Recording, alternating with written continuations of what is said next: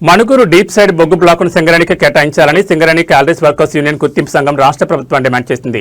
Manuguru area Singareni సంస్థకు తలమానికంగా నిలిచి రాష్ట్రంలో బొగ్గు ఉత్పత్తులు అగ్రగామిగా కొనసాగుతోందని సంఘం అధ్యక్షుడు ప్రధాన కార్యదర్శులు బషీర్బాగ్ ప్రెస్ క్లబ్లో ఏర్పాటు చేసిన సమావేశంలో వెల్లడించారు. ఈ ఏరియాలో సుమారు 2,300 మంది శాశ్వత ఉద్యోగులు, 1,300 మంది పైగా కాంట్రాక్ట్ కార్మికులు ప్రత్యక్షంగా ఉపాధి పొందుతున్నారని తెలిపారు. అదేవిధంగా సింగరేణిపై ఆధారపడి వేలాది మంది చిన్న వ్యాపారులు, రవాణా రంగ కార్మికులు, వివిధ వృత్తుల వారు తమ జీవనోపాధిని కొనసాగిస్తున్నారని పేర్కొన్నారు. ప్రస్తుతం మణుగూరు ఏరియాకు అత్యంత కీలకమైన PKOC2 డిప్ సైడ్ బ్లాక్ కేటాయింపు కోసం ఈ నెల 3ని నిర్వహించనున్న వేళలో సింగరేణి సంస్థ పాల్గొనడానికి సిద్ధమైందన్నారు. అయితే రాష్ట్ర ప్రభుత్వ రంగ సంస్థ అయిన TG జెన్కో కూడా అదే బ్లాక్ కోసం వేలంలో పాల్గొనడానికి ప్రయత్నిస్తుందన్నారు. ఒకవేళ ఈ బ్లాక్ సింగరేణికి దక్కకపోతే మణుగూరు ఏరియాలో బొగ్గు ఉత్పత్తి, భవిష్యత్ ప్రాజెక్టులపై తీవ్ర ప్రభావం పడడమే కాకుండా సుమారు 2,300 మంది ఉద్యోగులు మిగులు సిబ్బందిగా మారే పరిస్థితి ఏర్పడే అవకాశం ఉందన్నారు. దీంతో వేలాది కుటుంబాల జీవనోపాధిపై ప్రతికూల ప్రభావం పడుతుందని సింగరేణి సంస్థ భవిష్యత్ అభివృద్ధి, తెలంగాణ రాష్ట్ర పారిశ్రామిక ప్రగతి, కార్మికుల ఉద్యోగ భద్రత దృష్ట్యా ఈ బ్లాక్ సింగరేణికి దక్కడం అత్యంత అవసరమన్నారు. అందువల్ల వేలంలో TG జెన్కో పాల్గొనకుండా అవసరమైన ఆదేశాలు సంబంధిత అధికారులకు జారీ చేసి ఆ బ్లాక్ సింగరేణి కాలరీస్ కంపెనీ లిమిటెడ్కి దక్కేలా తగిన చర్యలు తీసుకోవాలని రాష్ట్ర ప్రభుత్వానికి వారు విజ్ఞప్తి చేశారు. నా పేరు వాసిరెడ్డి సీతారామయ్య, కొనిమి రాజ్కుమార్ గారు, అదేవిధంగా AITC యూనియన్ రాష్ట్ర నాయకులు వెంకటేశం గారు, అదేవిధంగా ఈ ప్రెస్ మీటు చాలా ప్రాధాన్యత కలిగినటువంటిది. ఎందుకంటే తెలంగాణ మీ అందరికీ తెలుసు, ఏకైక పెద్ద పరిశ్రమ, 40,000 మంది పర్మనెంట్ కార్మికులు ఏర్పడతా ఉంది. ఎక్కడ బొగ్గనులు వచ్చినా ఆ బొగ్గనులని సింగరేణి కంపెనీకి ప్రభుత్వం కేంద్రంలో వచ్చిన తర్వాత నరేంద్ర మోడీ గారి ప్రభుత్వం 2010 ఒక చట్టం తీసుకొచ్చారు. Mines minerals development regulatory authority అని ఒక చట్టం తెచ్చారు. ఆ చట్టం ద్వారా ఏంటంటే ఎక్కడ బొగ్గున్నా దాన్ని వేలం పాట పెడతాం, ఎవరు వాడుకున్నా వాళ్ళకే ఇస్తాం, వాడుకుంటే వాళ్ళకే బొగ్గు బ్లాగులు ఇచ్చేటటువంటి MMDR అనే చట్టాన్ని వాళ్ళు తీసుకొచ్చారు. అయితే మళ్ళీ ఈనాడు ఒక పరిస్థితి ఏమొచ్చిందంటే మణుగూరులో డిప్ సైడ్ బ్లాక్ అనేది ఒకటి కొత్తగా రావడం జరుగుతూ ఉంది. ఆ డిప్ సైడ్ బ్లాక్కి టెండర్లు వేసుకోవాలని చెప్పేసి కేంద్ర ప్రభుత్వం నోటిఫికేషన్ ఇచ్చింది 2 నెలల క్రితం. ప్రైవేట్ వాళ్ళు ఎవరు కూడా వేయలేదు.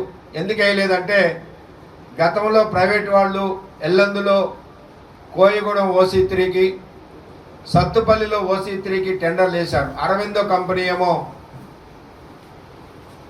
ఎల్లందులో వేసింది, అవంతిక కంపెనీ ఏమో మన సత్తుపల్లిలో వేశారు. కానీ మేము యాజిటేషన్ చేశాం కార్మికులుగా, ఇది ప్రైవేట్ వాళ్ళు తీయడానికి వీల్లేదు, మా సింగరేణికి కేటాయించాలని ఆందోళన చేయడం వల్ల ఇప్పటి వరకు కూడా దాదాపు 6 సంవత్సరాలు అయినా కూడా వాళ్ళు బొగ్గు తీయలేని పరిస్థితి ఉంది. కాబట్టి ఈసారి ఎవరు కూడా ప్రైవేట్ వాళ్ళు మా టెండర్ ఫారాలు కొనలేదు. కానీ ఈసారి టెండర్ తీసుకునే ఫారాలు కొన్నది కేవలం సింగరేణి, రాష్ట్ర ప్రభుత్వానికి సంబంధించిన జెన్కో కంపెనీ కొన్నది.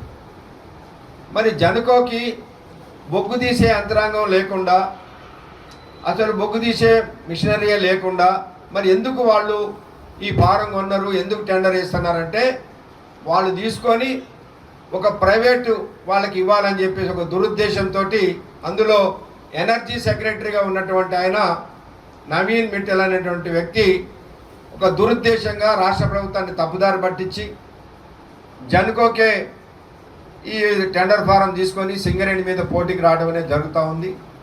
దీనివల్ల ప్రాబ్లం ఏంటంటే ఒకవేళ మణుగూరు కనుక డిప్ సైడ్ బ్లాక్ అనేది రాకపోతే 2032 తర్వాత మణుగూరు ప్రాంతంలో సింగరేణి కంపెనీ అనేది ఉండదు. సింగరేణి కంపెనీ క్లోజ్ అయిపోద్ది.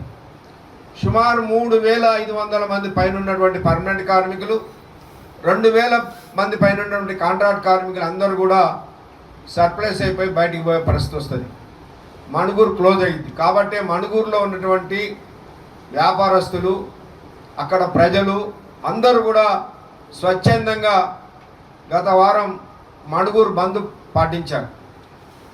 రోజు మణుగూరు ప్రాంతంలో ధర్నాలు, నిరాదీక్షలు జరుగుతూనే ఉన్నాయి. మణుగూరు బ్లాక్ సింగరేణికే కేటాయించాలని.